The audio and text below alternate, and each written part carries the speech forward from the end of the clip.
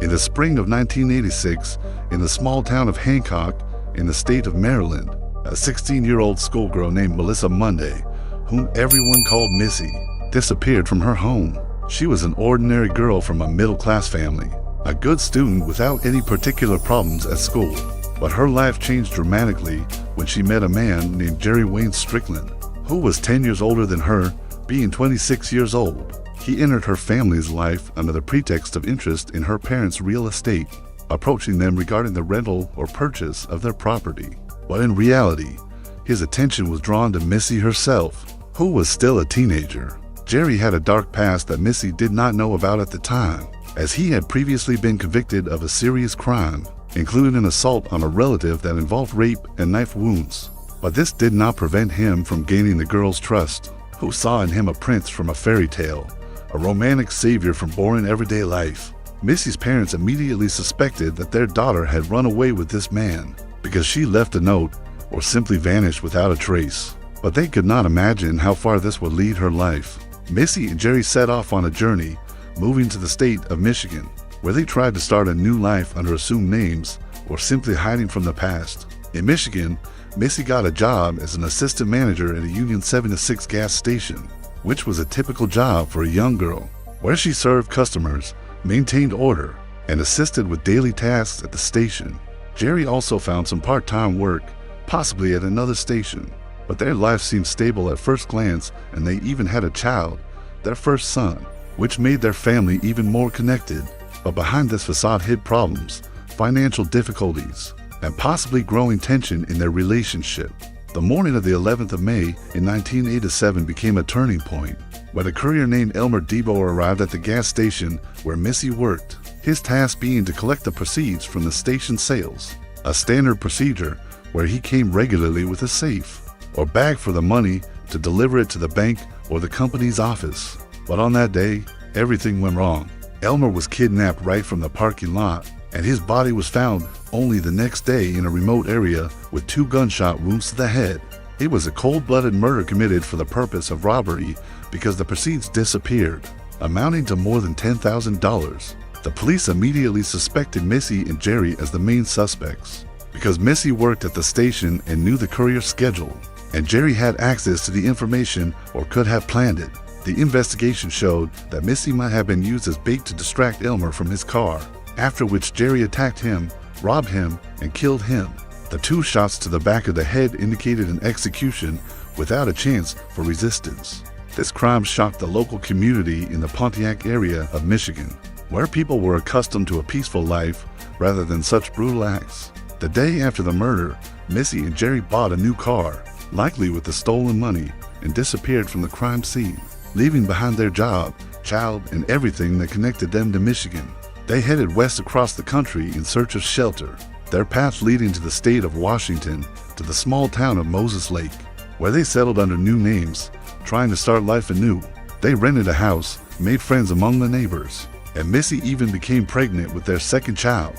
Their life seemed normal to outsiders, with Jerry working possibly in construction or service, and Missy taking care of the home and children, but the shadow of the past hung over them. Meanwhile, the police in Michigan were conducting an active investigation, interviewing witnesses, analyzing evidence, and distributing sketches of the suspects, but without success until television intervened. In February of 1988, an episode of the popular program Unsolved Mysteries aired, dedicated to this case, where they showed a reconstruction of the events, photographs of Missy and Jerry, details of the crime, and a call to viewers to report any information.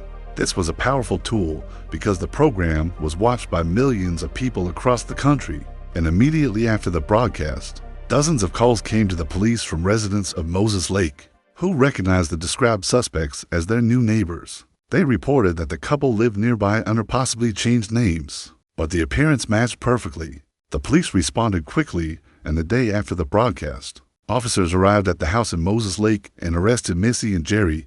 They did not resist, possibly realizing that the game was over. They were extradited back to Michigan for trial, where they were charged with armed robbery, kidnapping, and murder. This was a high-profile trial that attracted media attention because it involved a young girl who had run away with an adult man and become involved in a serious crime. The prosecutors offered Missy a deal to drop the murder and kidnapping charges in exchange for her testimony against Jerry. She agreed and testified in court that it was Jerry who planned and committed the murder, telling her about it later, supposedly so she would know just in case something happened. She described how he confessed to the crime, which became key evidence against him.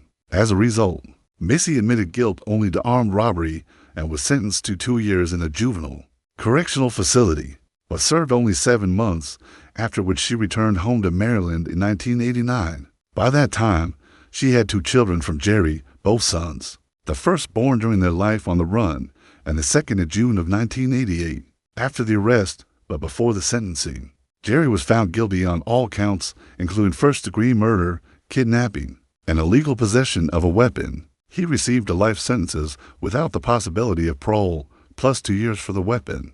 Currently, he is 64 years old and is serving his sentence at the Thumb Correctional Facility in Michigan at Security Level 2, with no date for possible release. This case became an example of how television can assist in investigating crimes, as the Unsolved Mysteries program helps solve numerous cases, including this one, where viewers were the key to their arrest. But behind this story lies a tragedy not only for the victim, Elmer DeBoer, who was an ordinary worker performing his job, but also for Missy, who at 16 years old fell under the influence of an older man with a criminal past. Her life was ruined. She lost years on the run, gave birth to children in an unstable environment, and ultimately became involved in a crime that could have cost her freedom for life. Psychologists might say that this is a classic case of manipulation, when a young person succumbs to the charms of an experienced partner, ignoring red flags such as the age difference in Jerry's past, who already had a conviction for violence, including an assault on his ex-wife's sister, where he raped her, slashed her throat, and left her to die, but miraculously she survived. This shows a pattern of behavior that Missy did not recognize or ignored. Enamored with the idea of a romantic escape, after the arrest, Missy's life changed. She returned to her family, tried to build a normal life, but details of her current existence remain hidden from the public.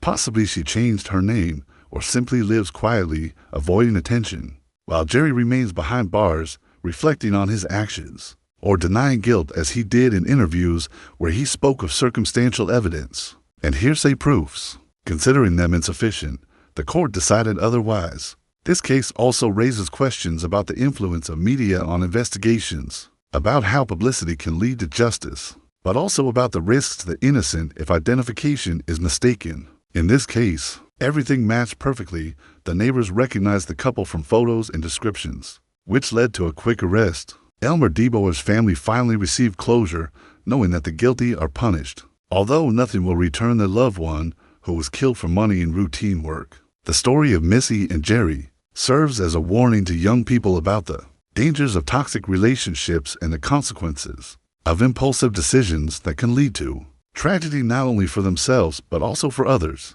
Furthermore, this narrative highlights the broader societal implications of such incidents, illustrating how vulnerable individuals can be drawn into cycles of crime through emotional manipulation, and it underscores the importance of community vigilance and media involvement in bringing fugitives to justice, while also prompting discussions on rehabilitation for those like Missy who may have been coerced or influenced, though the legal system treated her leniently given her age and cooperation. The psychological dynamics at play reveal patterns seen in other similar cases throughout criminological history, where age disparities and prior criminal records often signal potential for abusive relationships, leading to escalated criminal activities. Ultimately, this event remains etched in public memory as a cautionary tale of how seemingly romantic choices can spiral into irreversible consequences affecting multiple lives.